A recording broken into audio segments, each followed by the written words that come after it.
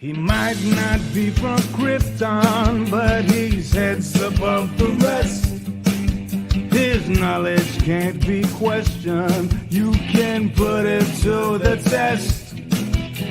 So if you want to hear the truth and have nowhere else to go, I'll give you the solution. Just tune into his show and just kneel before Zod. Kneel before Zod. Kneel before Zod. Kneel before Zod.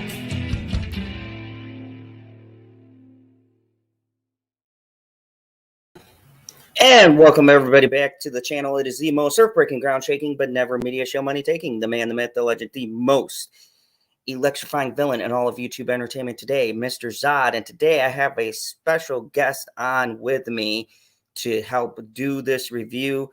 I'm going to take it because they asked to review with me, that they are huge fans of this show as well. So without further ado, let me bring out my special guest, Mr. Darth Hastur, right? I'm saying the last name right. I'm bad with names, so yeah, Hastur's fine. I'm kind of in a transition period right now with the names. I'm going back to the original name, which is Eldrick Thrustlord. Ooh, that's a pretty fancy. That's a bit of a fancy name. Yeah, I It's transitioned kind of myself. I was General Zod, but then DC and copyright, so I changed to Mr. Zod. Yeah, because, I remember when you were General Zod. Yeah. Yeah, the artist formerly known as. So I definitely to a symbol. yeah, I definitely understand about the name changing. So let's see who we got in the chat before we get rolling, and then we'll dive right into this because there is a lot to cover. We're going to talk about the first 5 episodes of Dexter. Before we get into that, to kind of get into your channel and what you do, and then we'll get into Dexter and we'll give our thoughts and ideas. Leading all the way up to episode 5, folks. Some of this may or may not be spoiler. And it's at least for the first couple episodes, just a brief overview because there is like an hour worth of content, so it's 5 hours now. We're mainly going to focus on the last episode that just recently happened, episode 5, but we'll dive a little bit into those other episodes so you can get a general idea. And I really would encourage, because this is a great show, that people go and check it out because they don't make quality shows anymore. And it's good that a show that was 10 years old came back to kind of like really, I've been impressed by the stuff I've been watching recently. But let me go to my chat. We got Geekicidal Tendencies. What up, Geekicidal? Good to see you. Looking forward to you adding. I can already see you putting in comments, and we're going to get to those because you're right.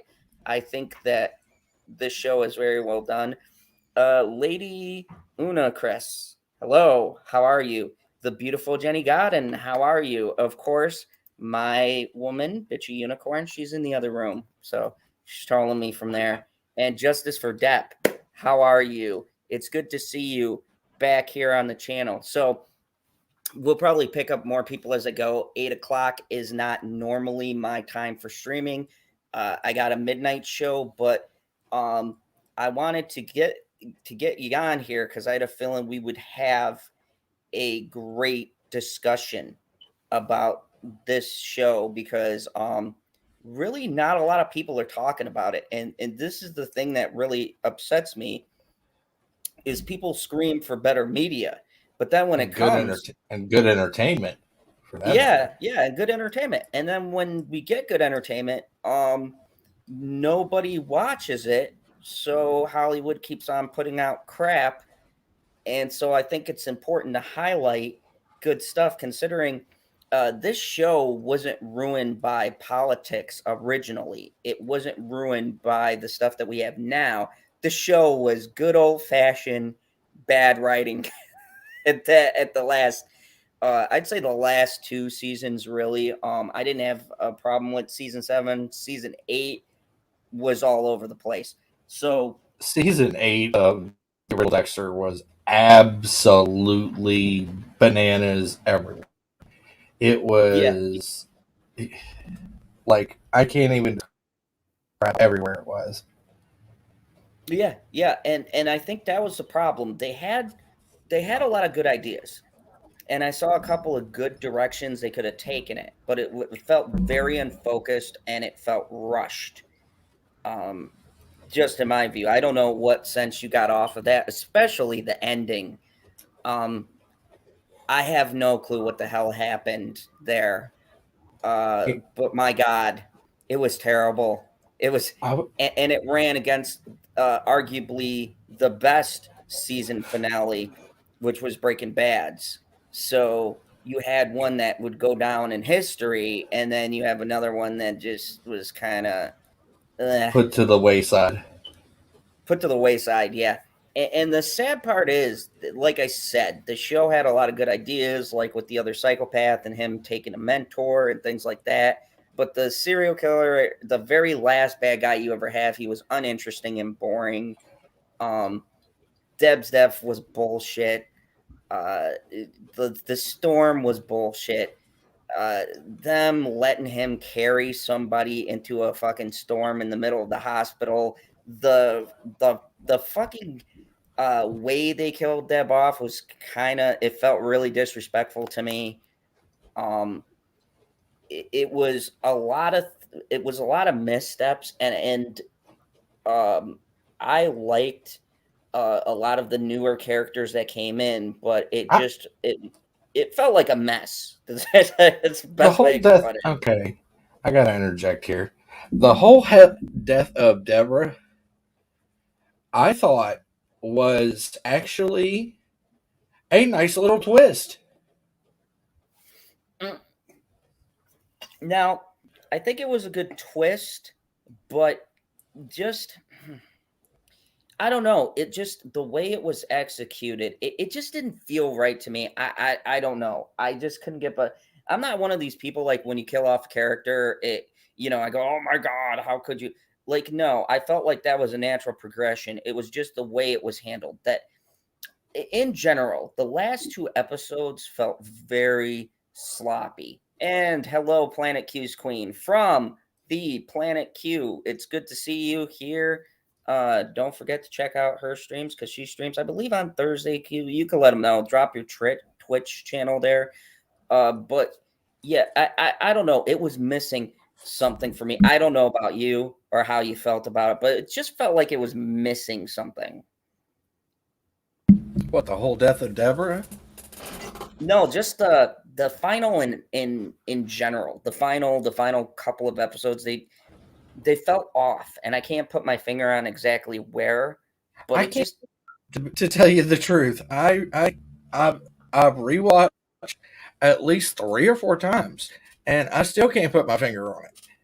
yeah, Like, that's what I'm saying. There's something missing, and I'm like you. I've gone back through. I've watched all of the seasons through a couple of different times, and it's just the ending doesn't feel connected to the rest of the show. So now we get to Dexter's New Blood, and I'll be honest with you, I was a little bit nervous about how they were going to handle it because you have to remember this show was like from 10 years ago.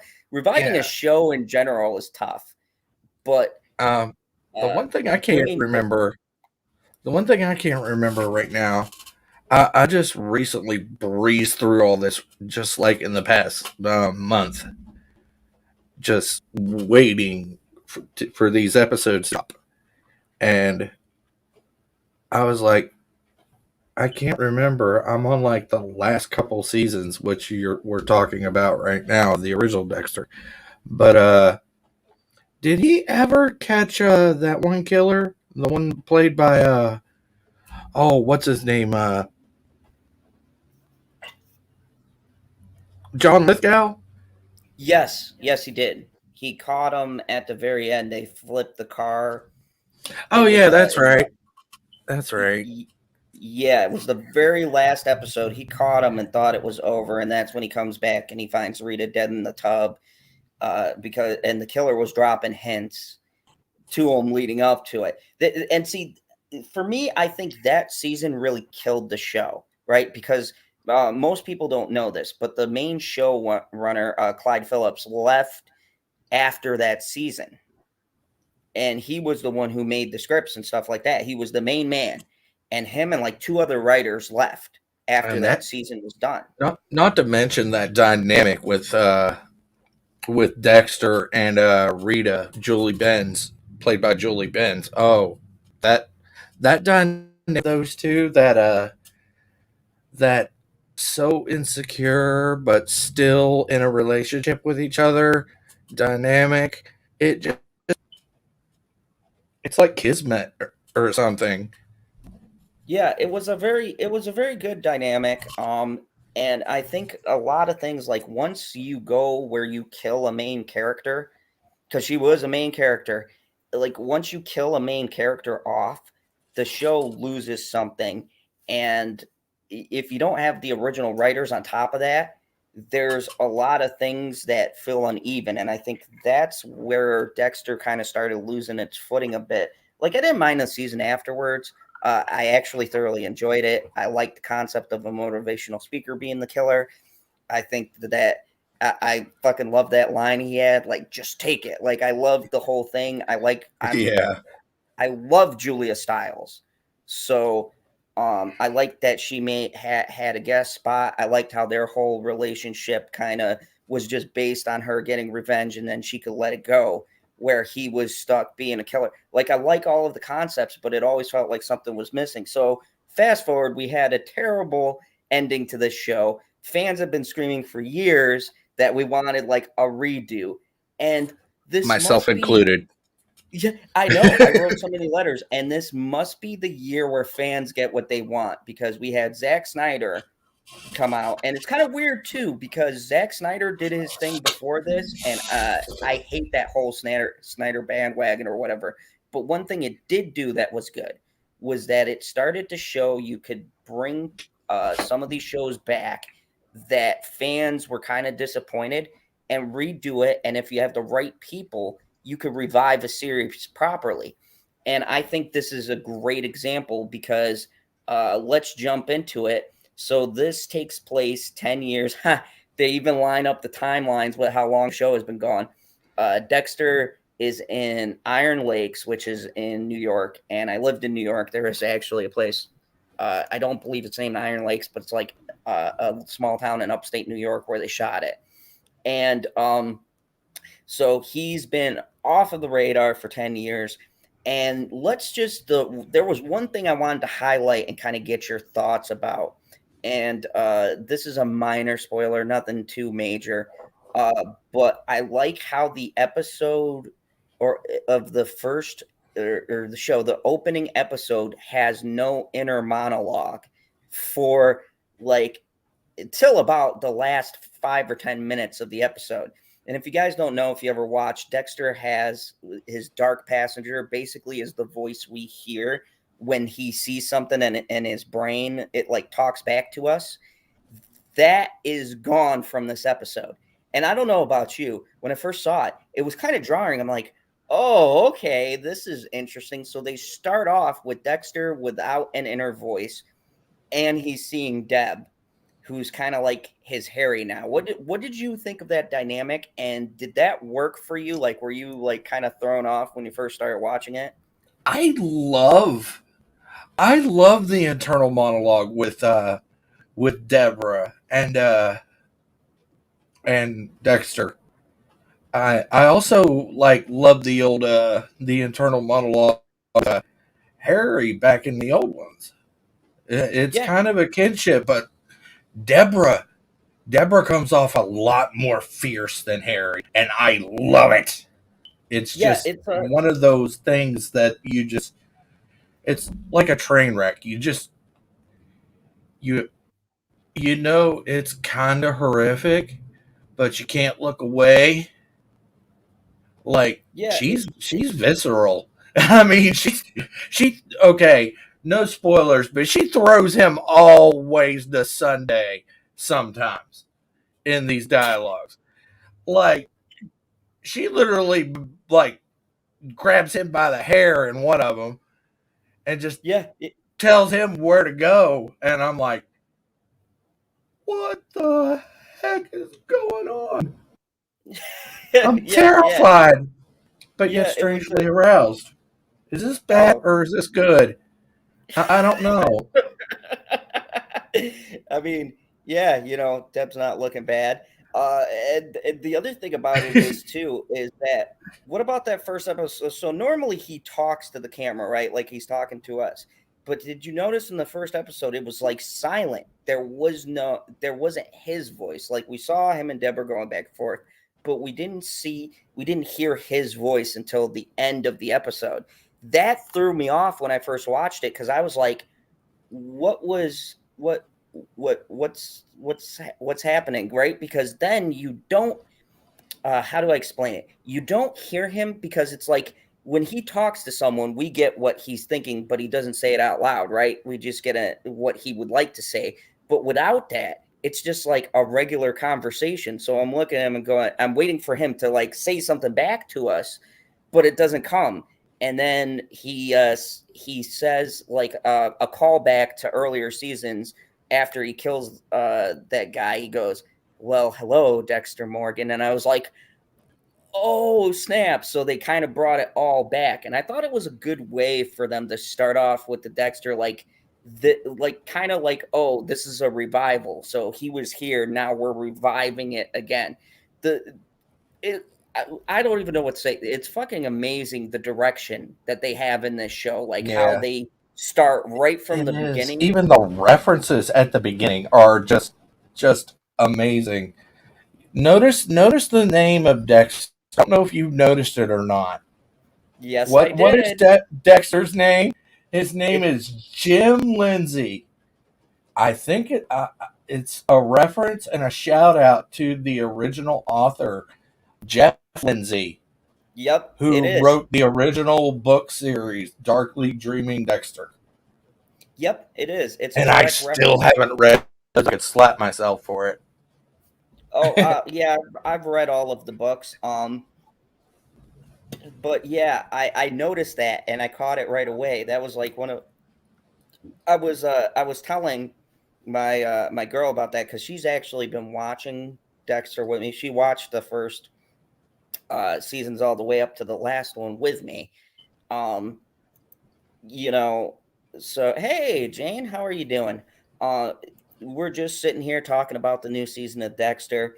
There might be minor spoilers, but for the most part, until we get to episode 5, we're gonna try to keep it as spoiler free as possible. The first few We'll keep it episodes low. will only like touch on different things that will might spoil certain aspects, but it won't ruin the whole episode. So you can go in, watch them, and get a good idea. Once again, I highly suggest you guys all go and check it out. Support good television, please. I want them to make more good shows. But yeah, so we get the first thing, and of course we get the rich kid, um, and Oh, I hate he's him. the son of the person who's like the very rich and well known and respected in the town.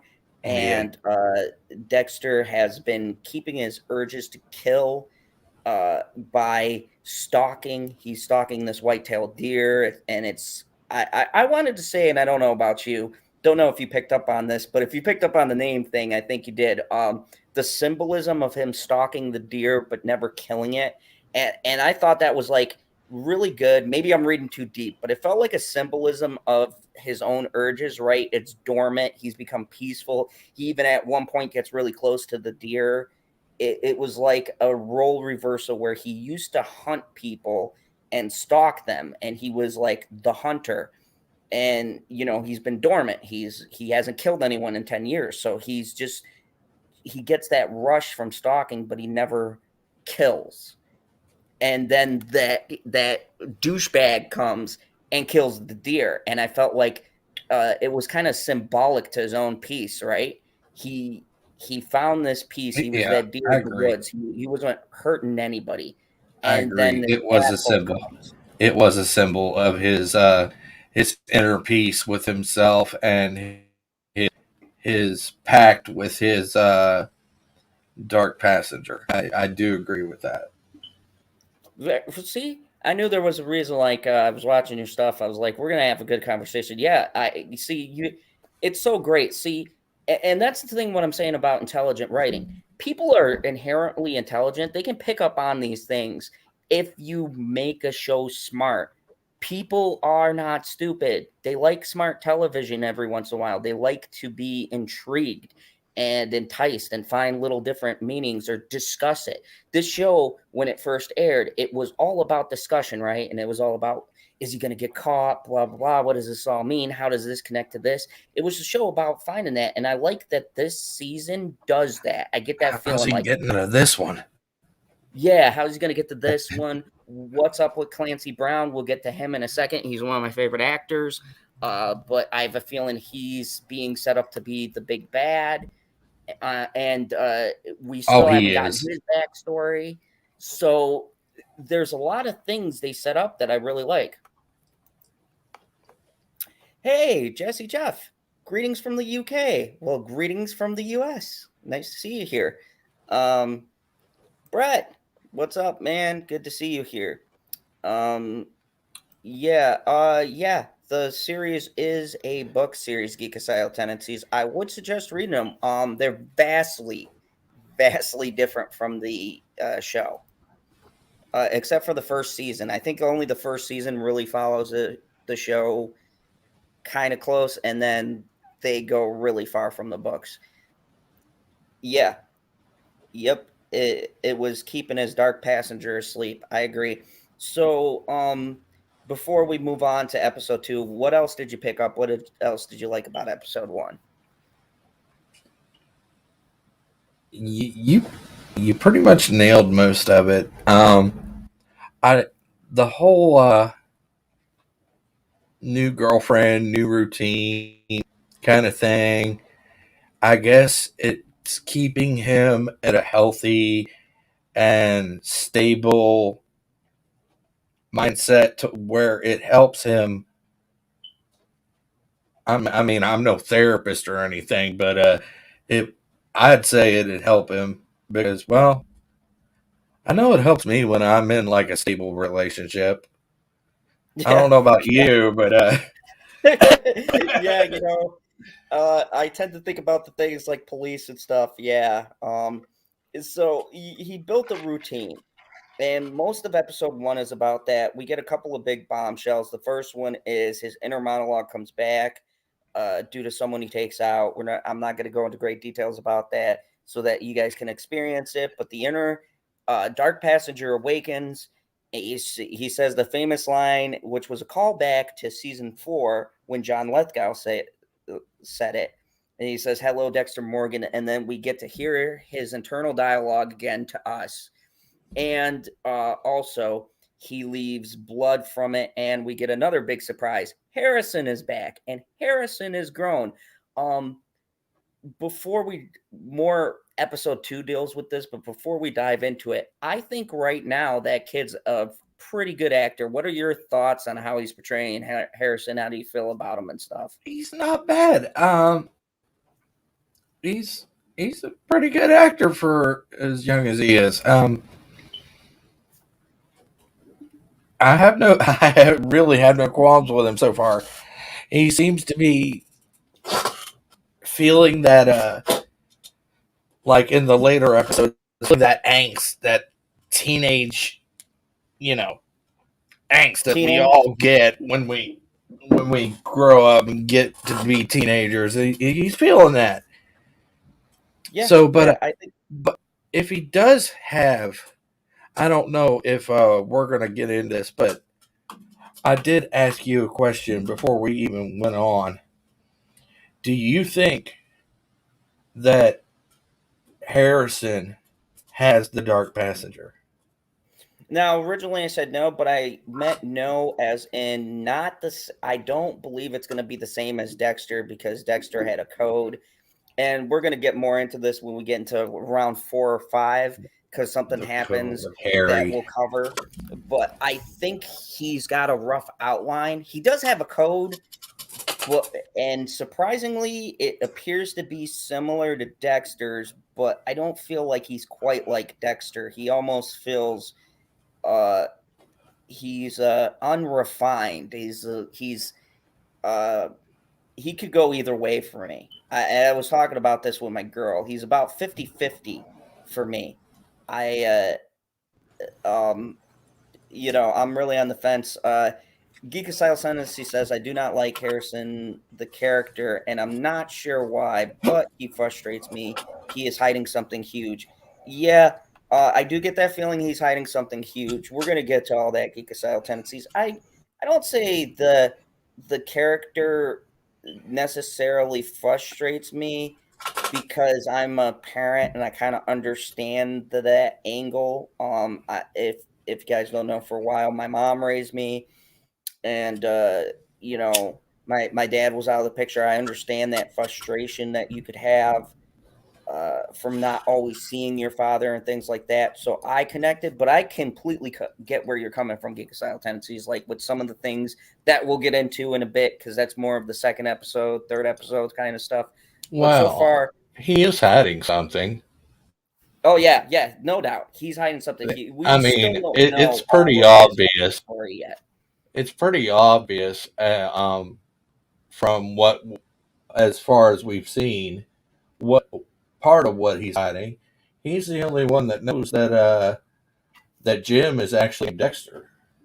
Well, besides that, in his own life, they gave us hints when they said he made that comment in episode 2. He doesn't do drugs because he got himself clean. So, and then we had the 4th episode that kind of comes back to that. So there might be a little bit of a drug addiction there. We know he has a high IQ because of how he tested in the school twice, which we're gonna get into that segment. Blah. There's so much to cover because these episodes. That's another thing that shocked me. This is only 10 episodes, right? An hour a piece. I got to say, I missed this writing, and I want to talk about the writing structure for a second, because when I write a movie, some people get on me, and I don't feel like I convey this enough. But this is perfect writing for me. They pack so much information that you can actually pick up in an hour in this show that I've seen them do in most movies. Like, is that fair to say? Like, they Oh give you yeah, a lot, and they make it definitely, very easy for you to understand it. absolutely. Um, I don't know if you've noticed this, but I've noticed this since season 1 of the original Dexter. That Dexter draws parallels, and as smart as he is, to kinship with, I don't know, Ted Bundy.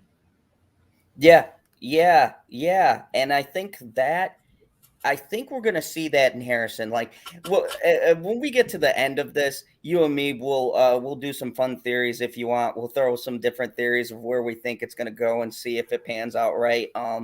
I was pitching this later, and if you're free, maybe we can come back when this wraps up and see if our theories pan out or not. Be a fun little thing we can do. Yeah, Everyone that's a, who watches this, they can yeah, see if that we sounds were. wicked fun. Yeah, like they could see if we were right or wrong or how everything turned out. But the lovely Sherry is here. Hello, Sherry. We're talking Dexter. Come join. Even if you haven't seen this season, we're gonna give you just enough. Hopefully, we don't spoil too much, but it'll be fun. Thank you, Geekicidal. I'm glad you agree. I got Brian. Brian, how are you, Brian? Good to see you. Geek Um, aside, yeah, I agree too. That he secretly hates Dexter, but he also has got like a hidden love for him in a way. yeah, He's got let me this tell you love guys hate something. relationship with Dexter slash Jim for sure. And look, I don't want to get like back in the day or, well, let me tell you kids something, you know what I mean? But anyone who has parents, it's never 100%. I know you're at work, man. I'll be there tomorrow. If you guys don't know, Brian is a real life coworker, friend of mine. Watching me do a review, so God, I hope I don't suck. Cause it'll be like, God, man, like, let me just tell you, your fucking review was trash. Anyways, no, but It was it's great to have this great crowd and to be sitting here talking. I can't tell the real numbers because StreamYard connecting with YouTube is a bunch of shit. Funny It sucks. sidebar. You're fired. It got you're fired. Yeah. Oh, come back here. Come back here. You're hired. Get this out. If you guys don't know, they pulled my first video because of the picture. It had New Blood, but I didn't realize it had the Showtime logo on the bottom. So Showtime pulled the fucking picture. Yeah, they and the did. video. I was like, Yeah. Zod, we got a problem. We don't mind you promoting the show, but if your review is negative, then we're gonna have to preemptively take your shit down. Showtime, relax. I'm hyping your show up. Chill. So, Either or, anyways, you can preemptively kiss my butt. so basically, the first episode ends. Dexter reconnects with Harrison. He kills somebody. I'm not gonna tell you who. You guys will figure it out as you go. No, I'm spoiling the episode we saw, honey. Gosh. So he kills somebody and he creates a problem for himself. And he also has his son. Skip to episode 2. Episode 2 to me was more of the aftermath. I gotta say, normally these kind of episodes could become filler. It did not feel that way. It was very intriguing. Let's get into the technical aspects of it. What did you think about how they did the police work and everything? And what was some of your favorite parts in the episode? And then we'll break it down. I mean, it wasn't Miami, but it was definitely pretty thorough. Yeah, it was pretty thorough. Sorry, I like to also check my comments every now and again. But Harrison hates Dexter. Yeah, it's deeper. Harrison is playing Dexter. Yeah, I think that could be a thing. And when we theory craft, I'll get to some of my own ideas. So, they're doing the investigation. They bring out the different people. Dexter is a little rusty and is trying to comically find a place to hide the body, reconnect with his son. Plus, he did not tell his new girlfriend, who's the fucking sheriff, he has a kid in the first place. How did you? Well, let's get to that part. The relationship. What do you think of this new relationship he's got with the sheriff? She's Native American and pretty good looking. I'm not gonna lie, she's like, yeah, she's definitely good looking, no doubt there.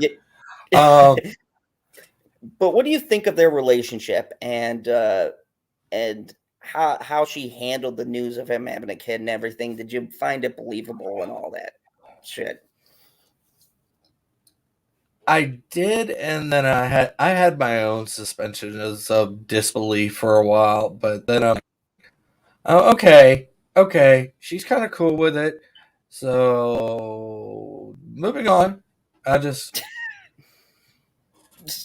sometimes I just forget things a little easier. I guess being burned so many times with a modern entertainment, I guess I just accept things for what they are anymore. I guess I don't know.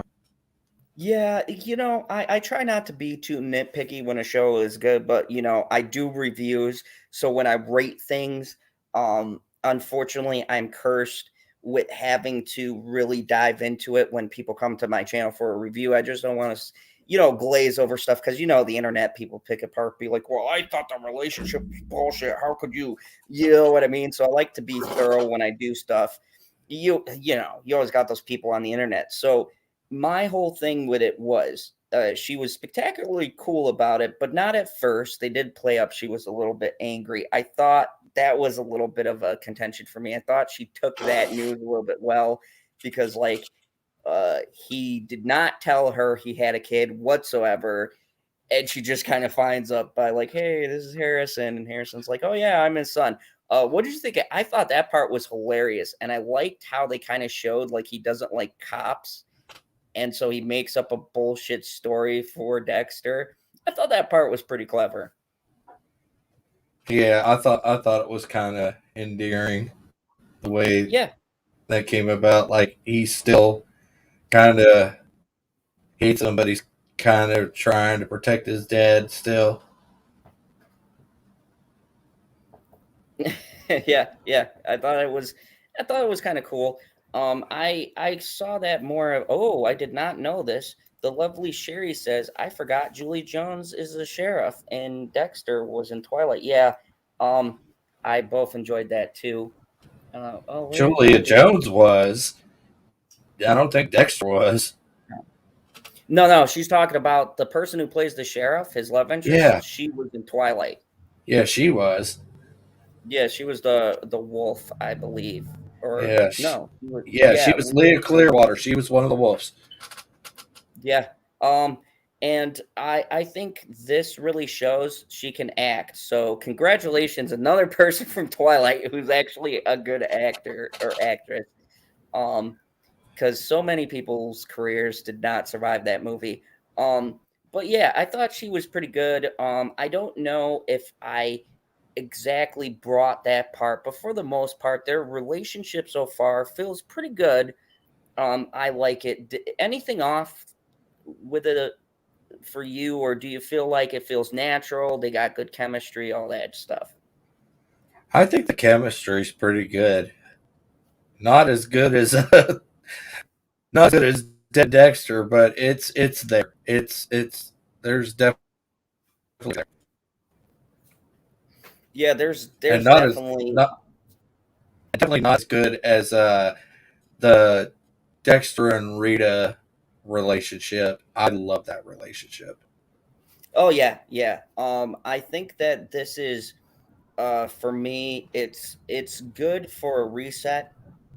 Um, they Yeah, they that's how I describe it for sure. yeah, It's definitely good for a they have a reset. good back and forth. We're gonna get into it later because there is something that happens in five that I think is gonna create a good amount of tension and conflict.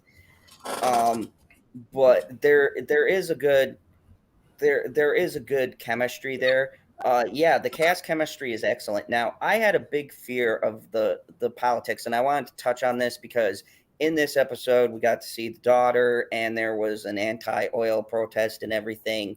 Um, but I want to touch on the show in general. The politics are not there. How happy are we about this? No politics.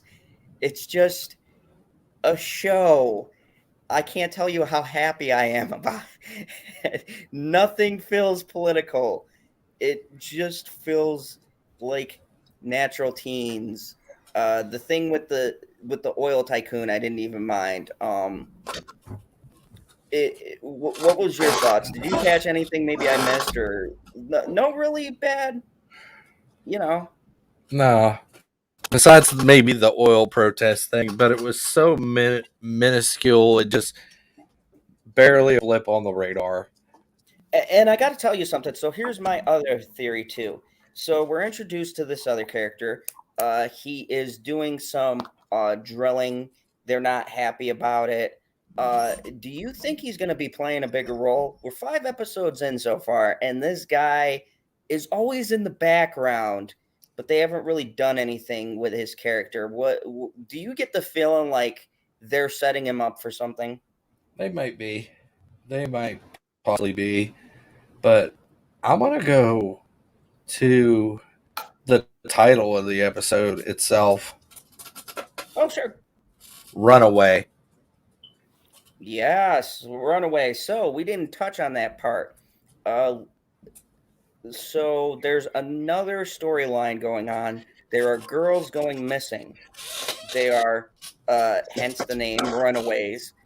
And the sheriff's best friend, she went missing because she's Native American. And to be fair, this is all true. I used to live on a reservation back in the day. The Native American people, even to this day, are still treated horribly. And especially with missing persons case, they're kind of written off. Along with missing people in general, like missing girls, guys, whatever. For some strange reason, they don't really go after these cases. So there's a pattern of these missing people and they just vanish. And we get a scene of this guy in hunting gear. We're not spoiling anything, it's in the trailer. He locks these girls in this room, and then after a certain time, he lets them out, and they run a certain mile, and then he shoots them with a hunting gun. Clearly, he's being set up for the main villain. What did you think about this whole thing? And are you well? How do you think this is going to connect to the rest of it? I think it's setting him up for setting Dexter up for another kill. So you think they're using this as another kill because we got that first one, and typically the episodes used to be he killed someone every episode. This one, he doesn't really kill people as much as he did the previous Dexter. It's more of him, being like, I'm not going to kill. This is my last kill.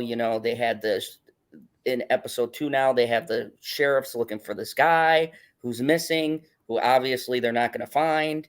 And so he's kind of like more of, okay, I got to reconnect with my son. I got to keep my urges under check. There's suspicion and all this stuff. So he's been low key, but there's this other guy you see every so often. He's just about in every episode, and you see him taking these girls and abducting them and then essentially hunting them.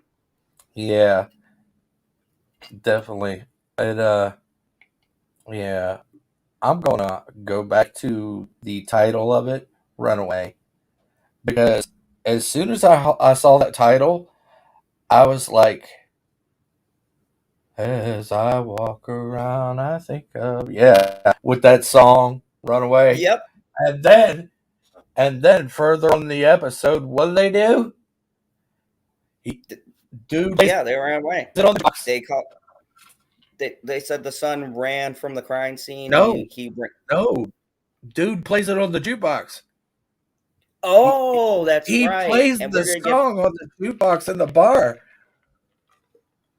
Yeah, I forgot about that. Yeah, so they kind of swing it back to the title. Yeah, I forgot about that. Clancy Brown plays the song at the end. So really nothing spectacular happened in 2. It was mostly him averting the investigation, him dealing with Harrison, all that stuff. Clancy dealing with stuff. Yeah, Clancy dealing with the person that Dexter Offs has a connection to Clancy, and so he it's his son, and so he is investigating on his own. And then the big reveal, the one that's worthy of talking about, he tells them that his son called them after Dexter finds a place and disposes of the body. So here's something that still hasn't been explained. What do you think your theory is for him calling the police and saying that he found his son? No, I think he already knows. I think he You knows think something's up, but he wants the police off his trail completely. so? You think it's just like Dexter theorized, that he wants them off of the trail so he can hunt the person down himself? Yeah, it's a ruse on both ends, just so they And can find out who done it. yeah, so you're thinking he wants to be the one to get to whoever did it first, which we as the audience already know who did it. So yeah. Dean Jacobs, what's up? How are you? Yes. Careful for spoilers if you're not up to date. Thank you. Geekasile Tennessee's. Yes, there will be some spoilers sprinkled through this discussion. At least this little bit. Yeah, because it's really hard to talk into all of the episodes leading into each other without spoiling certain things, because it's very pivotal to how great the episodes is. At the end, we'll give our ratings, we'll give some theories, and then we'll get really spoilerless when I get to 5. Right now, we're to the 3 to 4 range, and now this is where it starts to get interesting. So let's dive into Yep, two new ones tomorrow. We're going to do this by 5. So I did the first 5 episodes tonight. I'm doing the next 5, and it kind of gives you guys a chance to watch it if you haven't, or be part of the discussion. Because if I do an episode every time it premieres, like if people haven't seen it or something, I spoil stuff. I don't like to do that. I want to just do them all at once, and that way people have already seen them or been able to go back or whatever. So, um, 3 or 4 is where we start to get into the crazy stuff. So let's talk about episodes 3 and 4 because there's some pretty big reveals. Harrison makes friends with this kid at school. This kid at school basically has drawings implying he's going to kill the people at the school, and he makes a hit list. Um, First off, because this is a heavy topic, I want to get your thoughts. How do you think that they handled this subject? Because I think they did a fantastic job. Um, the subject at hand with the boy and yeah, I think they did a pretty good job. I mean, it skirts around it, but it doesn't take like full front and center. Yeah, yeah, and I think they did a good job, even though those kids are assholes. And let's be real, jocks in school are assholes. They did the stereotypical jocks. I'm not really going to get into that. We all been to high school. Kids are pricks. I'm just gonna say it. They could be little douchebags, especially the jock type kids. Um, and they bully and berate this kid. Harrison befriends the kid. They start talking outside of class, and then Harrison finds out that the kid has had enough of their shit and is making these depictions of violently killing them. And he has a list of people he would take out, and he's got a drawing of him killing all of these kids, and he's dressed up like the Punisher. It's some dark shit. Um, this leads into the end of 3, where Dexter gets a call.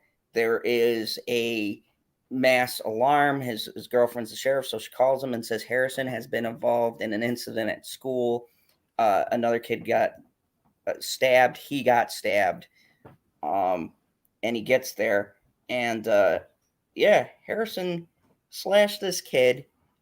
And for right now, before we get into it, we'll say he got stabbed in the struggle, and he basically is looked on like a hero. The episode is called H for Hero. Being that you brought up the last title, I thought it was very appropriate. Each episode kind of links to what the episode is going to be about. So they prop him up as this hero because he stops this mass school shooting. And there's a couple great moments in this episode. But before I give my personal favorite, what was a scene in this episode that you really liked, or for you, you were like, God damn, that was crazy? What was crazy for me was the kind of the whole party scene. Mm-hmm. Mm-hmm. Like some of it was a little a little too much, but it was still kind of enjoyable. Okay, so Like more into for that whole party scene. Yeah, I don't know how I feel about that, but to be honest, kids, kids are I, kids. I don't know about you. Maybe it's just me speaking from personal experience, but I'm not gonna lie. I've been to parties like that, so I can't really judge. Yes, there's a lot of drugs in town, Geekocidal Tendency says, but I came from I've been to upstate New York, New York City, all of that, and I can personally say I've been to parties like that, house parties where there's ecstasy, people drinking, underage, all that shit. I'm sure we've all had those crazy experiences. It's just I get what you're saying. Being older, it's harder for us now because I have a kid. I don't know if you have. It's harder to relate because we're getting older.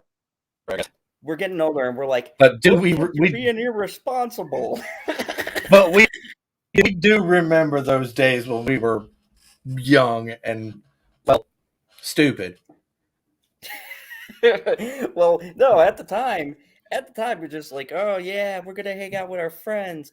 We're with the hip crowd. Yes, ecstasy is still a thing because you'd be surprised. But yeah, it's crazy to now you see it on screen years later, and it's shocking because you can't imagine younger kids doing that, but that shit happens. What did you think about the whole incident with Harrison and the school shooter? Did you, before we got the next episode, did you think there was more to it? I Yeah, I kind of thought more to it. I'm not gonna lie. I'm not gonna sugarcoat it. I thought there was. I'm gonna call a spade a spade. Yeah, I thought there was something a lot more to that, and I thought maybe my first thought went straight to Harrison's got the dark passenger. I'm not gonna lie. Yeah, I thought it was more of like somebody shot someone, like, because it was a call from the school, and the first thing you think about is, oh my God, there was a shooting, but it was a knife, it was stabbing. Uh, so my thought went to holy shit, and I'm not gonna lie, I thought it was Harrison at first, and then they got into the situation, and he was defending himself, and the other kid got stabbed. So, but it was like I was like, oh wow, he went off because the perception you have of him is he's very calm and collected, but he's always got this look like he just got this look like he's just about ready to snap at every moment. And then they show the scenes of him listening to the podcast about the Trinity killer and all of this stuff. So yeah, yeah, he's very close to Hannah, I would say, because Hannah and Dexter made an interesting couple because she was very cold and calculated with how she used All right, her. She wasn't Hannah, afraid to Julius. take out innocent people if she had to, Let but she me. didn't want to.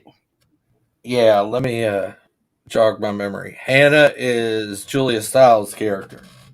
No, Hannah was that beautiful girl from Chuck, the show. She was the blonde hair in the last like 2 seasons that she appeared. She, Oh, the Chuck. poisoner. Okay. Yeah, yeah. She I that was remember her. Chuck. She poisoned her Vaguely. victim. Vaguely, I remember Chuck. Yeah, yeah, she was the one reason why I watched that show, to be quite honest. And that and what's his name, not Kozinski, the other guy who's funny. But yeah, yeah, Julia Stiles was Lumen, and she beat her Dark Passenger after the first season when she got her revenge. Uh,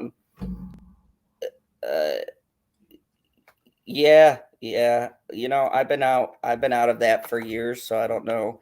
I stopped doing that stuff when I was younger, but so anyways, they get into that. After he goes through all that, Dexter is suspicious.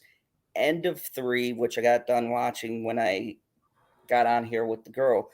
We find out that Dexter figured it all out. Harrison set it up. He attacked him first, and then he stabbed himself to make it look like he defended himself.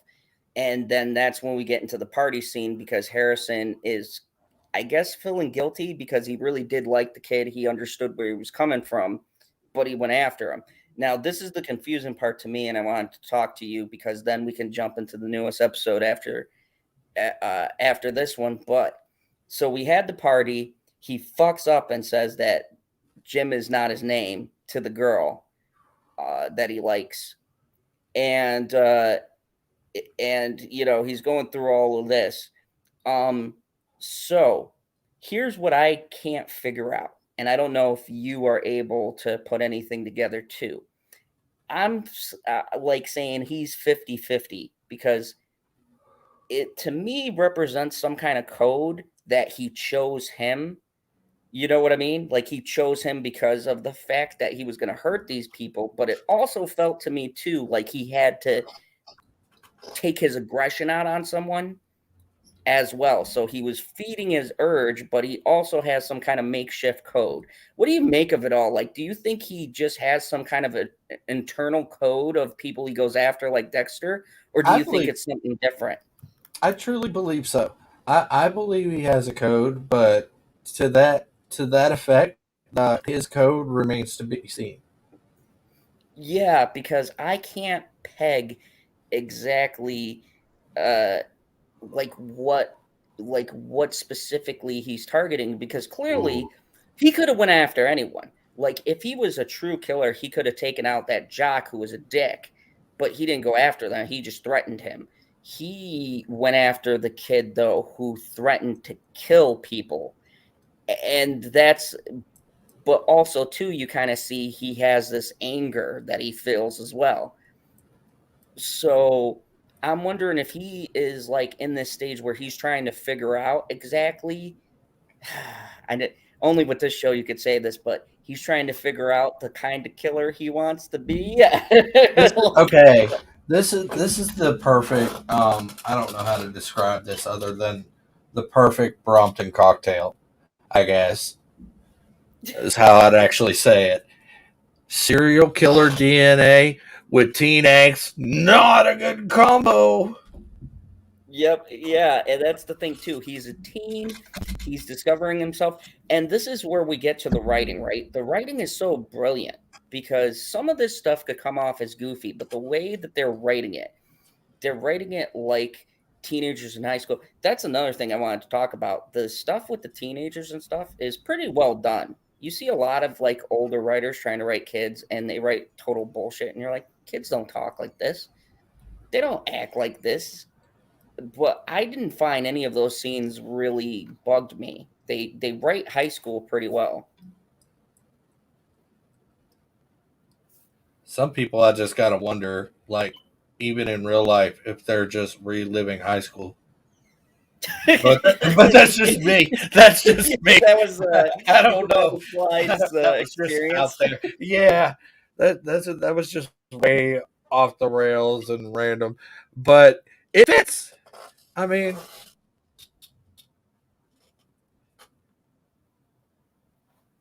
I don't know where to go with this, but yeah, it does feel like a true high school experience. Like I could actually see myself in probably one of those situations, and then going to one of those parties and just getting all kinds of fuckered up and just passing out on a couch somewhere, drooling on some chick that had no clue how to get up or me off of her or something. I just pass out right in front of her or something. Yeah, that'd be my luck. Talking to some girl like, "Hey, how you doing?" Right on top of her. Oh my goodness. Oh man. Yep. We were reliving our high school experience. Thank you for that, Clyde. Gigasile Tendency says brilliant writing without political shenanigans. Absolutely agree. Rebecca, hi. Thank you for dropping in and smashing that like button. Appreciate it. Yeah. The writing feels very natural, and this is the thing that I missed, and what I could tell was missing now when I think about it from those last seasons, right? Something with this director and Michael C. Hall and the way they collaborate, the performances he gets out of everyone. He clearly understands the character. He understands the type of show he wants to make.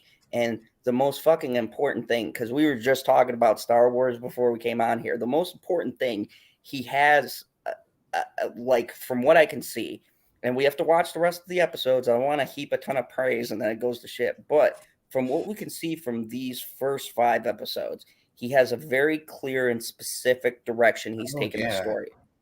Not to totally interject and throw you completely off of that, but Michael C. Hall is not just acting in this; he's also executive producer on this. So he's got his own money in this too. He And wants Michael C. this Hall has character. played this character for like a decade, He yeah literally. Yeah, he wants his character to come to fruition, and he wants his story to end.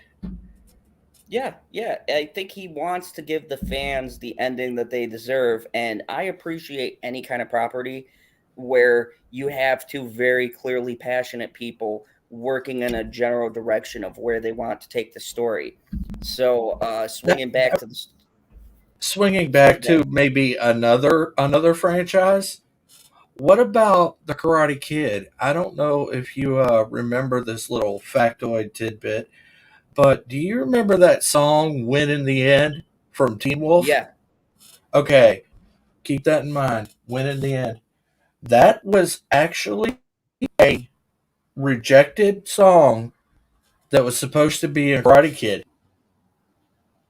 in one of the wow, Karate Kid movies, but the studio rejected it, and I believe I heard it in one of the episodes of Cobra Kai.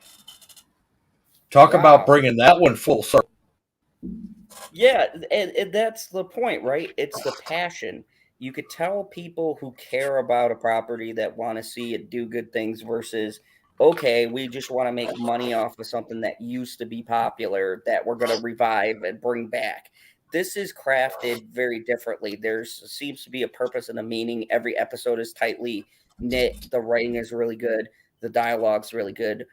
Everything flows nicely one episode into another, and it feels very much like there's a lot of love put into this, just like with your references to Karate Kid, which I watch Cobra Kai, by the way. That you can see the passion that's put into these things, and these are properties that both right have had this resurgence of new people who've never seen this, that are going, oh my god, this is actually really good. And it's all because people can tell when you give a shit, when you're writing something versus when you don't.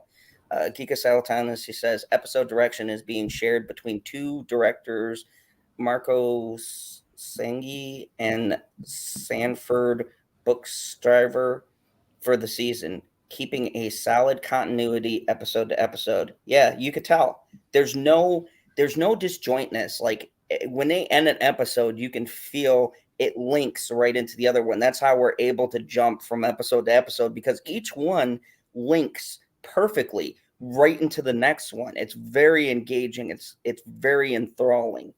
Um, so we're almost to five. We'll kind of cap off for the big reveal was that Harris did it. He kind of goes on a bender. In this episode two, uh, they also, you kind of get more of a feeling of him. We see who is behind the the girls, and surprise, surprise, you don't have Clancy Brown in something unless he's going to be the bad guy. So he is taking in strays and hunting them essentially. He lets them get a certain distance and then he shoots them with a hunting rifle. So um, it's pretty crazy stuff. We get that reveal, and then we get into five, and wow, five had so much shit happen in it. So where do we want to start? Because that's the main one. Full on spoilers. We're gonna really break five down. If you haven't seen it, go see it. If you have, let's discuss it. So episode five. Um, Runaway. what are some of your favorite parts? What do you think? Let's dive into this. It kind of gave me some nostalgic things from when I was growing up, especially when that song came in on the jukebox. I'm not gonna lie, my brother used to sing for a 50s and 60s cover band, and that band used to play that song, and it just kind of took me back to that time when we didn't have kids and stuff and all that, and it was just fun times. Fun times, yeah. We also get the reveal at the end of episode four. He killed that runaway, right? Holy shit! I didn't think they would have the balls enough to show gore. They showed nudity. She flashes her breast at him, which shocked me because It didn't make it's showtime. Well, inclusion, diversity. We can't show boobs anymore because that's degrading. But they went full on out. This girl was trying to survive. She flashes Tom Clancy. He's like, "You're ruining it," and goes all crazy. He goes to do his thing. She scratches him. She gets away, and then she was a pretty smart cookie. I was actually shocked that she died, but she wouldn't run. And as a matter of fact, she ran towards him, and he winds up shooting her eye out. And so we start to figure out what kind of pattern he has, and there's some kind of tragedy. I'm sure they're going to start to dive into that as they develop his character more, but it's some kind of ritual he has where he has to have them run. And that kind of goes back to that scene you were talking about, because he didn't get that kill. So he goes into the bar and he starts playing it because he's got to do his cycle again because he didn't fulfill what he was trying to do, right? So we kind of get that big reveal. And also, Dexter's girlfriend goes to a convention, and we get a surprise appearance, which everybody on the internet is talking about. Batista comes back to the show. Did you expect that? I did not. I did not see that coming at all, but was it a good surprise seeing Batista and Yeah, played by David Zayas, I think his yeah, name. David Zayas. Fun fact: my real life friend from New York, that's his uncle. No shit, that's cool. Yeah, he's got pictures with him in a wedding we went to. Yeah, he That's knows beast. Batista. That's beasted. Knowing Batista. Sweet. I was like, no shit. He goes, yeah. Apparently, he doesn't like to talk about his roles a lot and stuff like that. But yeah, they have a picture of him at a family function dancing and shit. I'm just like, bro, you have no clue how fucking awesome this is. He goes, I've never watched Dexter. I go, you don't understand. For a Dexter fan, holy shit. Yes, KH. I know. I have sarcastic. I have real life friends in New York too. No, yes, I have real life friends sometimes. But yeah, so he has pictures of him at a wedding. But yeah, so he comes. They're investigating this thing. She's trying to investigate the missing girls, and I have a feeling that this is all going to collide from where they're setting it up. She goes to the hotel with the podcaster. That's the person we didn't talk about. What do you Miss before we dive into their adventures? What do you think? Miss Murder podcast. Yeah. What do you think of her? I like her. I like her. I think she's a nice addition. It definitely brings something new and modern to the table, and it's not stupid. It kind of played off as kind of stupid, but it doesn't seem stupid. If you get what I'm saying, it's kind of played off as stupid, but it doesn't seem awkwardly stupid. Yeah, it doesn't. It's like modern. It didn't feel forced, is what I'm trying to say. Yeah. It seems like a modern progression of the journalist, right? Journalism is dead. I'm always saying that. I'll get into that tonight. I have an article actually on that, but journalism is dying, and the new wave, whether is the is blogger, what we do. bloggers, and the podcasters, YouTube commentary. We're kind of becoming the future. And the news companies know this too. So it's kind of cool how they incorporate it. Doesn't feel unnatural to the timeline, right? It's 10 years later. Things are changing. It feels like a natural progression of how tech is catching up with everything without them going, oh, look, we're cool. We're hip. We've got the blogger.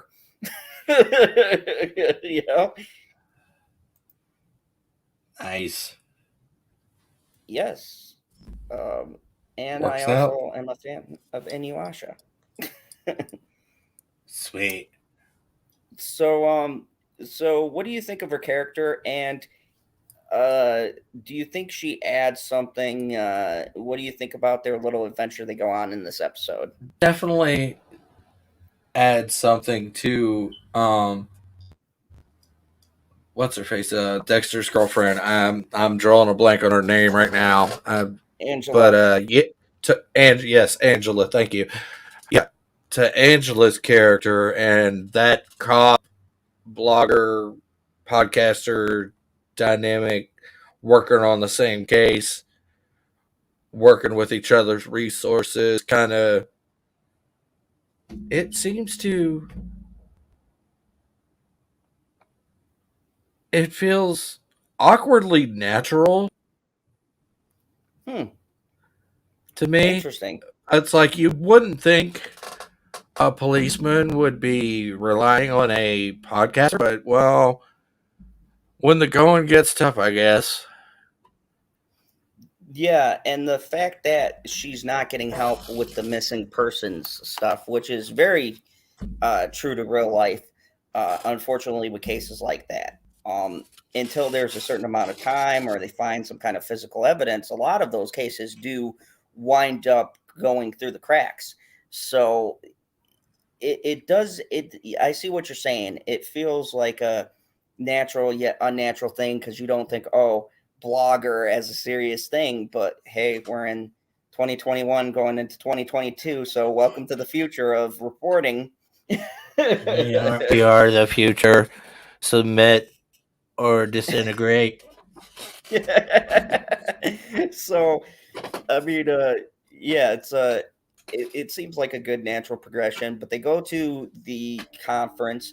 Batista shows up. He's giving a conference on the Trinity Killer and how they caught him. There's nods to Deb and the old unit.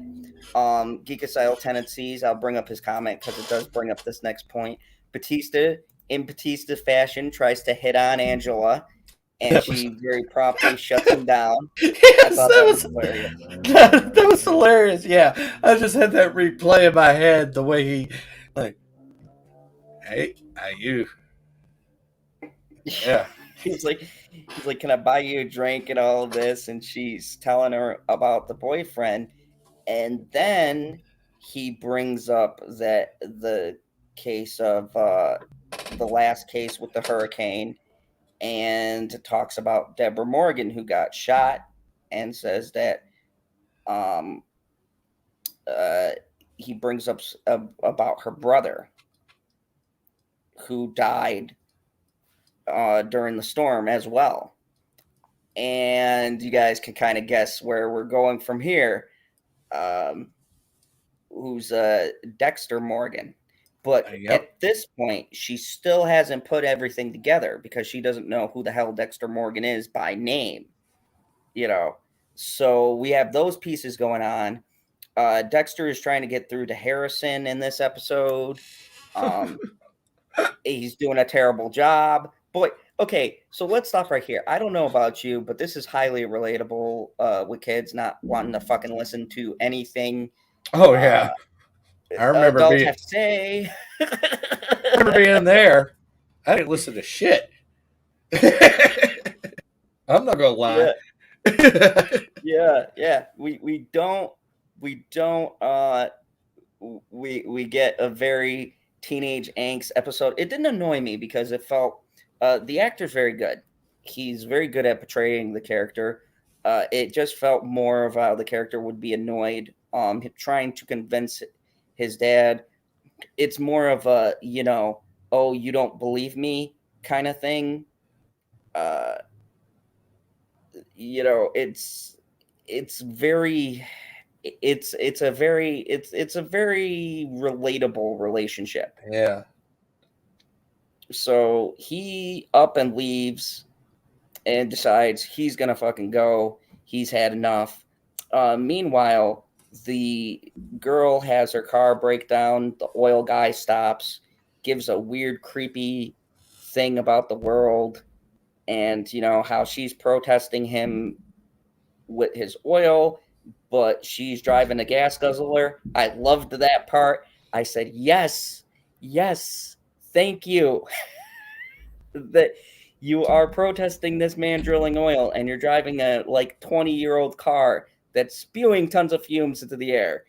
And he goes, kind of hypocritical. I like that whole back and forth exchange with them. I thought it was very cool because, once again, it framed these arguments in what shows don't do now, right? A lot of shows, when they bring up topics, they make a mistake. You can get political. That's not the issue. The issue is when you tackle a subject, but you only give one side of that subject and make the other side look like shit and don't give the other side a fighting chance, right? The show does something very, uh, I shouldn't say unique because movies and television shows have been doing this for years. They actually, you see both sides' arguments and they both make good points without, you kind of got to decide what side you lean on. I agree with that. The way they handled that was definitely good. It's politics without having it shoved in your face for once. Hallelujah. Hallelujah. Right? So it's like you get the argument, you can put the political nod in there, but you have both sides represented. And I think that that's fair and it's balanced. And it's not a really big highlight of the story yet. The guy's just weird. Geekocidal Tendencies put that too. He says, so creepy. It'll pay off later. Yeah. The guy, I don't know. There's something up with that guy. I can't put my finger on it, but he's just the way he talks slow and kind of low, he he talks like a villain. Yeah. like I was even thinking possible victim later on. There's one of my theories. That he's going to be a victim? Yeah, I think he's going to be a victim later on. Yeah, I think that he's going to play a part. I just haven't figured out what it is yet because they've highlighted him a couple of times and he's kind of random and he's always inserted in these random weird moments throughout these episodes. So they're definitely they're keeping him in the back of our minds for a reason because whether it's Dexter takes him out or Clancy, we don't know which one it will be, or Clancy asks him for help maybe to find his son's killer because the dude's clearly a billionaire. And all the rich people flock together. So, who knows where that angle is going? But so the episode goes on. Unless you're talking about Studio 54, and then they mingled with the regular people. Oh yeah, Studio 54 brought everybody together. So overall, at the end of it, the biggest reveal, huge spoiler. So warning, 3, 2, 1, big spoiler. Okay, you all are still here. All right, so huge spoiler. The cop goes to that convention. She kind of hears things in her ear. She comes home, talks to the daughter. Now, if you guys remember the episode 4 we talked about with the party, the daughter of the cop is kind of crushing on the Dexter's son, and she brings up the fact that Harrison had told her that Jim is not his real name. She is very smart and puts it together, goes to the police station, prints out the fucking photo of Dexter and his fucking obituary. Wow, what a way to end an episode. So cliffhanger. Thoughts. Dum dum dum. So how it was this was I believe they penned it as a mid-season final, but they're going straight into the next episode, December 12th. What are your thoughts on how they left that for like the week? Holy fuck, like we're not getting the episode until this Sunday. I've been waiting a week and some change now? Feels like forever. Yeah, it's been a minute. But holy shapely Hogarth shit. This is crazy the way they left it. Oh, excuse me. Pardon me. Little burpees. The way they left it was definitely way out in left field. Like, I'm on pins and needles right now. No, I'm not shitting you. I'm on pins and needles right now, just waiting for this to drop and see what happens. Like, I'm just waiting for this to unfold. I don't know about you, but Oh yeah, yeah. When I saw it, I'm like, so holy shit! Like, uh, a confrontation is coming, but the explanation, like, and he hasn't left anything to really link unless she really digs into all of his past things that happened. Um, so right now it's just he not lied about his name, changed locations, and lied about his son. So as far as them goes, do you think maybe she'll think of him as a suspect? Is there going to be a huge fight? Because we still have the missing girls thing. You think maybe she'll look into him and start digging into him because she thinks he's the one abducting girls? Or, um, like, where do you think they're going to take it as far as them go? I hope Them not. But dating. that would be the logical path. That's where my mind went because I was like, oh shit. Unless he was not physically in town when her friend went missing, so he doesn't There, fit the timeline, she might put him as a suspect. there's no way he was in town for especially her friend. He was nowhere near New York. Oh yeah, that was right. Batista said his son was Harrison. That was it. Yeah, which that dinged it, but she didn't put it all together until the daughter had uh led. Yeah, she didn't put it together until the daughter had said something. And Geek Asylum Tendency says no, Dexter would see that a mile away. So we got to assume he's destroyed uh, enough of that stuff to really link him to everything. And she only found all that out by coincidence, by really sheer fucking luck that she walked into that convention hall. Yeah, that was just pure happenstance, I want to say. Yeah, yeah, because cops do that. They talk about what they talk about cases they've had and profiles, and she's a cop, so and that's what I'm saying about the writing. It doesn't feel like something that they just throw in, you know what I mean? It feels like a natural progression. Like, yeah, you have a cop. She sees a bunch of cops talking about an old case, and it was with what the missing people. So she's like, "Oh, this could help me out with my case." Of course, she would consult the guy who has experience with this, and one thing leads into another, and his connection, and it all makes sense and tracks. And that's the one thing I really appreciate about this show is the way they the way that they connect stuff does not feel like it isn't a natural progression of the story. It flows very nicely. It flows like how you would expect real life because shit like that happens in real life, Yeah, you know. geekicidal tendencies. On that comment, sounds like work 101 all by mistake. Actually, it's more like trial and error. That's the way. That's the way most people actually go through their lives anyway.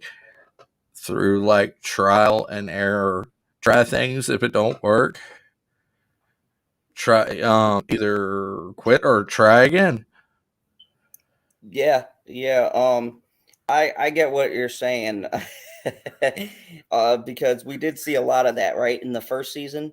Um, Man, the police in that sometimes frustratingly, there was definitely a Yes. lack of writing as far as the police department with, especially the later seasons. They seem more focused on Yeah. him as opposed to because the first few seasons they did give a lot of the police like credit, and then as the seasons go on, it felt like the cops got stupider and stupider and stupider. This felt like first season Dexter, right? There was a lot of like this event happened to lead to this event, and it was all, yeah, it was coincidental, but it was shit you would buy. Like people happened to be there and that was going on. You know what I mean? It was very set up very well. and they just don't go into an episode where they throw you in and all of a sudden she's there, right? This was set up from the previous episode. They were tracking down the bank account to the son. So they weren't even fucking there for the convention. They were there for the son, who just checked out as they were coming in. That was also the big reveal. Surprise to no one, because we saw the episode before where Dexter burned his body. But the person checking out of the hotel was not the son. So that was also the big reveal more for her. She found out that he's lying about the son. So this brings up another interesting question that I've been dying to ask, and I don't want this to be true. But this is Dexter. Do you think she's gonna die somehow, some way, based on she's playing with a lot of powerful people right now? Who, Ange? Yeah. Oh yeah.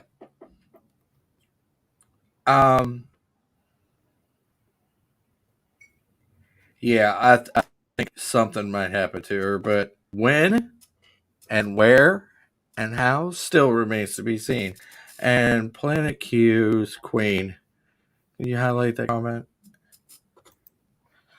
Would Dexter get along with Mike Myers or Jason?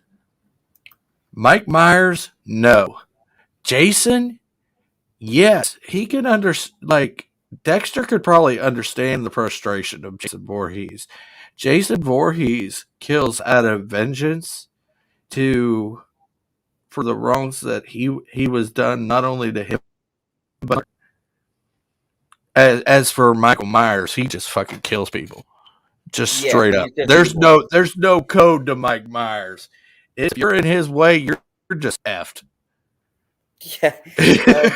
I think in the end he'd go after both of them because they still just kill random people, and that's Dexter's whole thing. But I think he would understand Michael Myers a lot more than, Jason a lot more than Michael Myers because of Jason's backstory and stuff. So very interesting question. So we've been going an hour and 27. I'm going to kind of start to slow things down because because Silence says this. He says, nope, doesn't hide behind a mask, LOL. So let's kind of close things out. We'll do our theories and then give the rating so far of how we rate the first half of the season. And hopefully we could, when we get to the second half, it'll match up and be the same. And then we could do an overall series review, when they wrap the whole thing up. That sounds good. Because there's definitely a lot to talk about here. So let's start with theories. So, shit, man, just throw theories out there. I don't even know what to ask. Do you think this? Do you think that? What's your theories, and where do you think they're going to wind up taking the show? And this isn't a spoiler. This is our own thoughts and opinions, our hypothesis, if you will. So I seriously do think that the oil tycoon is going to become a victim sooner or later. Whether it be Dexter's victim or another one of Harrison's remains to be seen. Ooh, so you're calling Harrison's going to go for him because of the connection with the girl. Why not? He likes her. You can tell. I did not even. That's a very interesting theory. I did not even think about that. But he's clearly into her. I got that. I just didn't put that together. He could go after that guy and see it as a way of because you could tell he's got some kind of a code, so he could see it as to justice of some kind because of the guy drilling. Yeah, that would be that's a very good theory. What do you think about the other characters? Their fates. I think, I don't know, the that one main bully that was picking on the other dude earlier, the one that got sliced up for the shooting, I think the one that was mainly picking on him, I think he's definitely going to be a victim of Harrison's. So you think Harrison's going to go on a killing spree? Definitely. He's going to have his set. He's going to have his set of victims and his somewhat of a code. But I could he see has that. his code. He definitely has his code somewhere.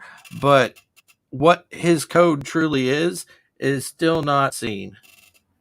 Yeah. And when that reveals itself, it will show us a lot more into Harrison's mindset and where he's at with or how comfortable he is with his dark passenger, which we know he clearly has. So let's get into the spicy stuff because we know Dexter's ghost is Deborah, right? The person she talks to. Now, it's been rumored that John Lithgow is supposed to come back, but we haven't seen him in these first 5 episodes. But he was confirmed on set. He confirmed he's in the show. Uh, in some kind of an appearance fashion, although they did not tell us Batista was going to be in the show and they kept that completely under wraps. No one had a clue. So, No, do you think that maybe this was just my thought, Harrison's dark passenger, his voice is John Lithgow? That's what I think. Like, we're going to get a scene of him talking to his own dark passenger.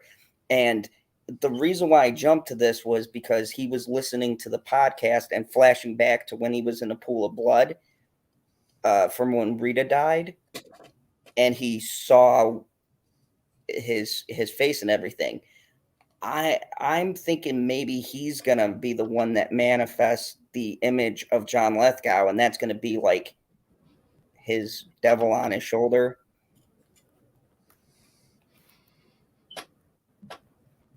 yeah, that could be that's a possibility. Uh, I didn't think of it, but that's definitely a big possibility.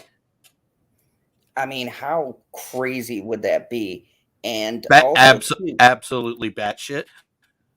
and when you think about it too, it would bring everything full circle Oh because yeah, John Lithgow was Dexter's greatest nemesis, right?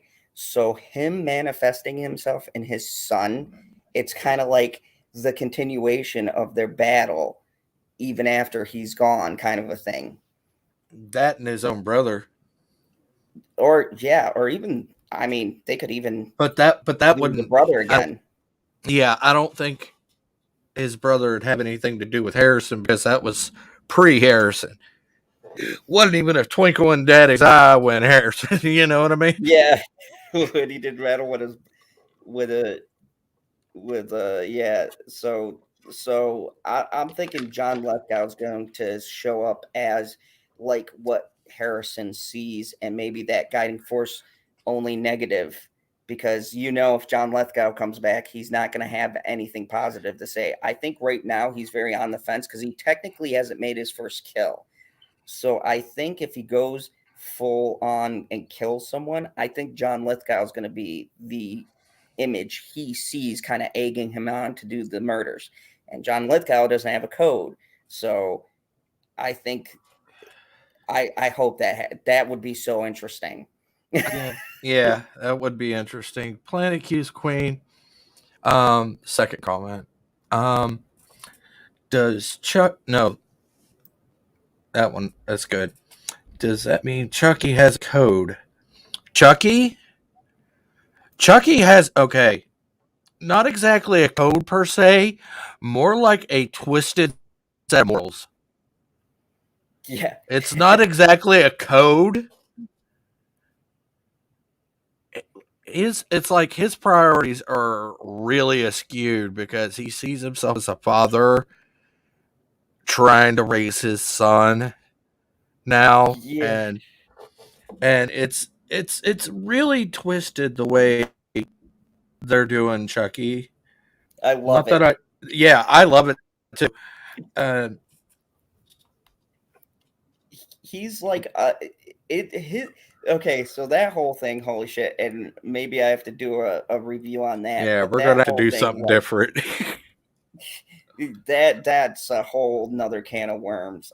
Yeah. Because if you watch Seed of Chucky, his son was gay, his son was a murderer, and now this kid he's with is gay and going through shit with people, and Chucky sees it as him doing him a solid. So I think he's sort of grooming him because here's the thing. What does everybody want?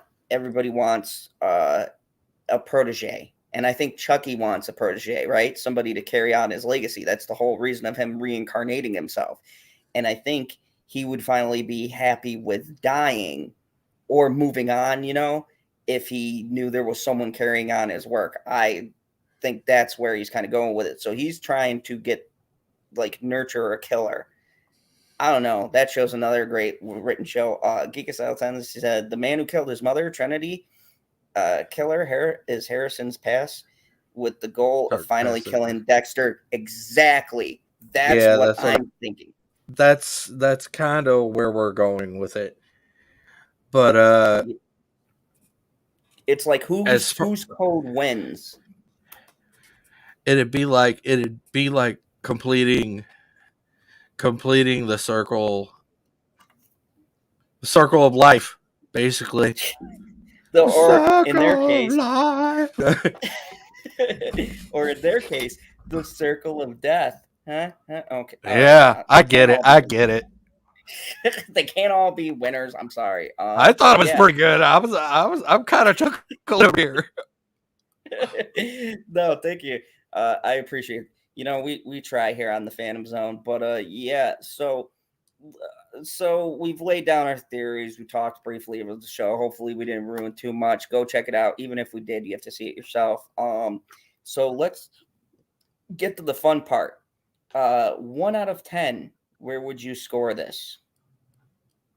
What, like the 1 being episode? The worst?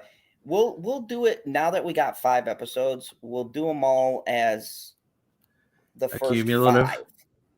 Okay. Yeah, cumulative. I give it a 9.5. There are some things that are just. I wouldn't give it a full 10. It. I think only because maybe some of the pacing I have an issue with, but that's just me. But I always ask my audience, like the Oracle from the Matrix, asks everybody to make up their own damn mind. Go see it for yourself. Make up your own damn mind. Very fair and wise. I'm with you, only I'm going slightly lower. I'm going to go at a solid 9 because I want to see where the rest of the show goes. And I agree. Pacing is slightly slow in some parts. There is some disbelief you have to suspend with the girlfriend finding out and she just doesn't go all nuts right away, that kind of stuff. And really how she handles the big reveal in episode 5.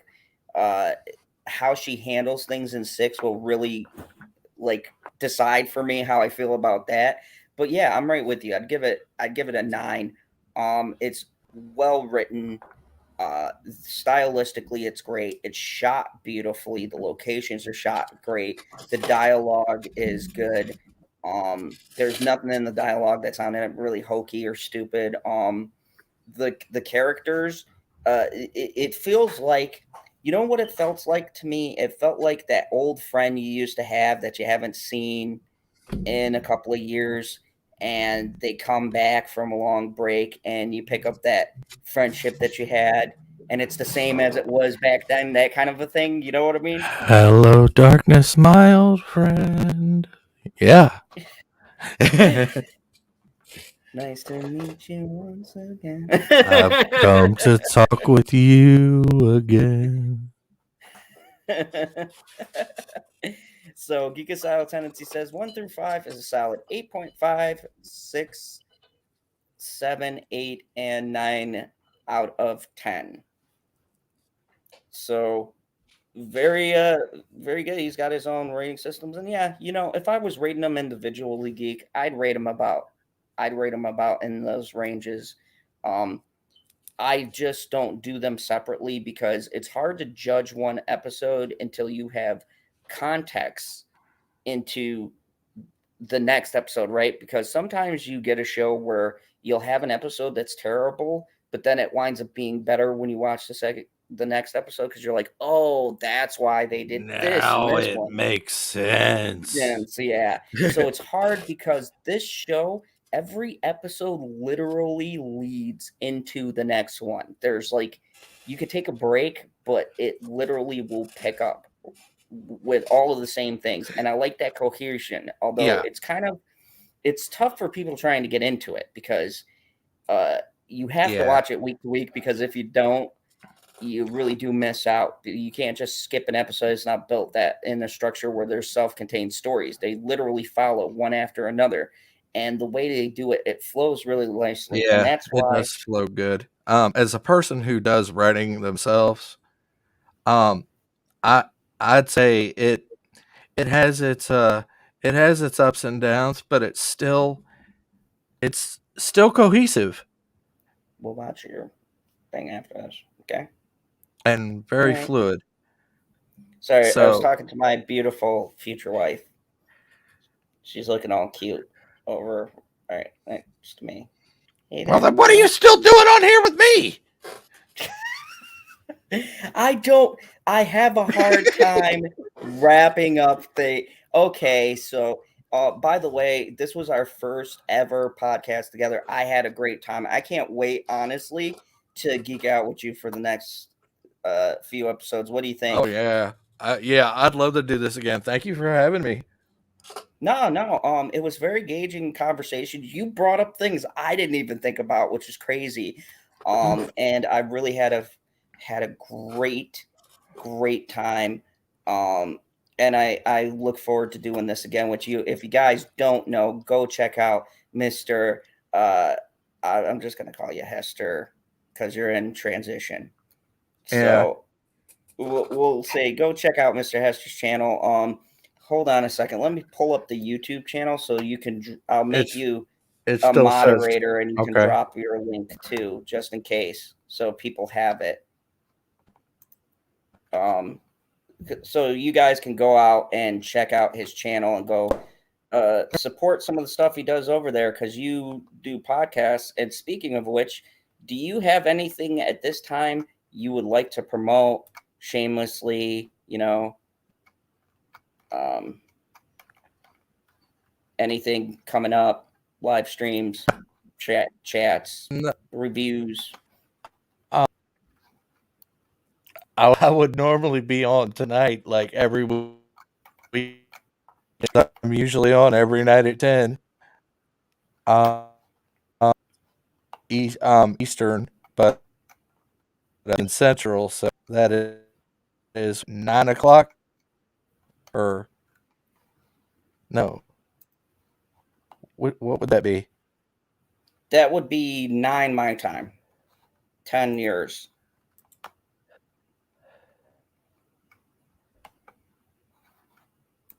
Yeah, I deal with I as writing, and right now I'm into video games that have story- the good storylines.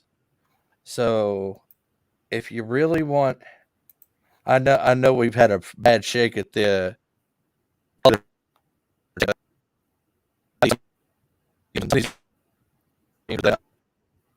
we're getting out in Hollywood, and I like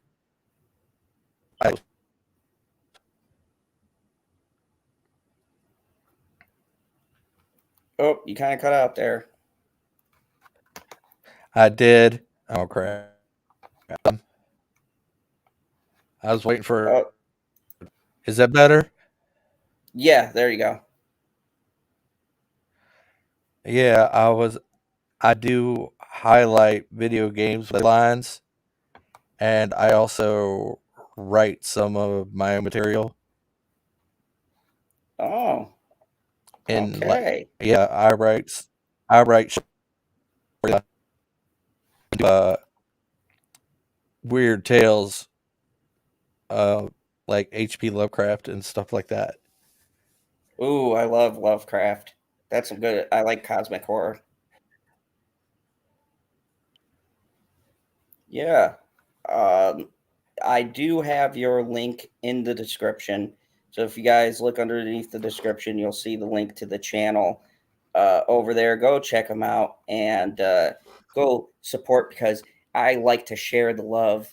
I remember the days of being smaller and when things were simple and there were no analytics involved in what I did. Those were much nicer days and less stupid comments. Uh, but yeah, go support Hastur. Go check out his channel. Go show him some love. And yeah, and Friday nights, if you have a show at 10, yeah, definitely go and check that out. It sounds interesting. But anyways, thank you everybody for watching. Appreciate having you here for this talk about Dexter. We will be back to do the next or the last set of episodes so that way everyone will have time to maybe catch up on this set or go back through and rewatch it. It's on Amazon Showtime. I'm promoting you, so my email is Siler304. I'll send you it. I don't want to get my email out. People email me. Never mind. Just look me up, guys. Yeah, Promoting you. I don't Go give check it mine out. out either. But go check it out on Showtime through Amazon Prime. You can get like 7 days of free, which is easy. You can hammer these out. They're like under an hour, and then you can cancel your subscription to that particular brand. But they're streaming on Showtime. They're also on Amazon with the Showtime package. Go check it out. It's a great show. Support good television. Thank you, everybody, for watching. I will literally be on in about an hour and some change with the normal late night crew. The Bear will not be on there tonight because he has to go plow and hibernate for the winter. But we will have the normal suspects, Mad Squirrel, and maybe some other guests who will drop in. And it'll be a great fun time. We'll talk about media shenanigans. We got more on Baldwin. We got some Johnny Depp. And we got some stuff on Kellogg's. So if you don't want to miss that, what am I talking about with Kellogg's? You're going to have to tune in and find out. Everybody, have a good night. And as always, remember the only rule here in the fandom zone, kneel before Zod. My knee's broken. And I forgot I didn't have my intro, or I did have my outro video, so now I'm really embarrassed. Good night, everyone.